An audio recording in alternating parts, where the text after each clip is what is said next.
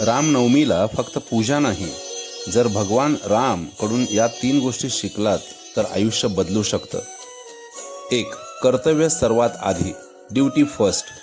वनवास मिळाला पण भगवान राम यांनी प्रश्न विचारले नाहीत. कर्तव्याला प्राधान्य दिलं, आरामाला नाही.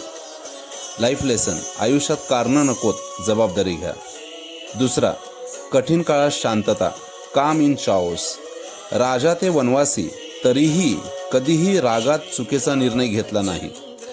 लेसन, खरा स्ट्रॉंग तो नाही जो ओरडतो, खरा स्ट्रॉंग तो जो स्वतःवर कंट्रोल ठेवतो. 3. नात्यांची खरी किंमत, व्हॅल्यू रिलेशनशिप्स.